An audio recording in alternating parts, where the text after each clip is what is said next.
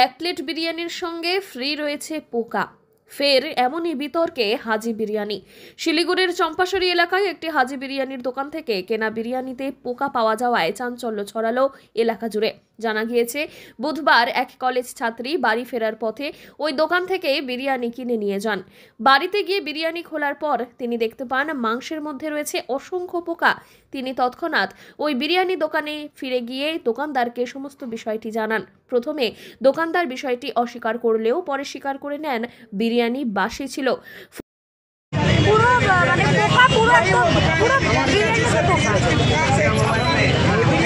ফলে পোকা হতে পারে। এরপর পোকাগুলি সরানোর চেষ্টা করেন, কিন্তু ততক্ষণে বিষয়টি জানাজানি হয়ে যাওয়ায় স্থানীয় মানুষের মধ্যে ব্যাপক ক্ষোভের সৃষ্টি হয়।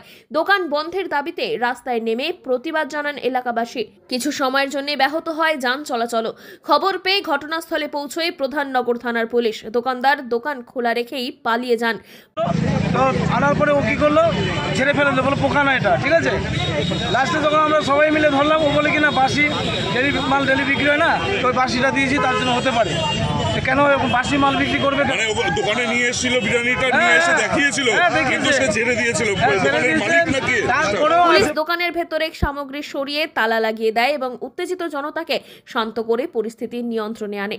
কয়েকদিন আগেই শিলিগুড়ির লেকটাউনে হাজি বিরিয়ানির আরও একটি শাখায় একই ধরনের ঘটনা ঘটেছিল। এক মাসের মধ্যেই একই ব্র্যান্ডের বিরিয়ানিতে পোকা পাওয়া যাওয়ায় প্রশ্ন উঠছে প্রশাসনিক নজরদারির ওপর। সাধারণ মানুষের প্রশ্ন, কিভাবে এই ধরনের দোকানগুলো ফুড লাইসেন্স পায়? প্রশ্ন থাকলেও উত্তর কিন্তু অধরা।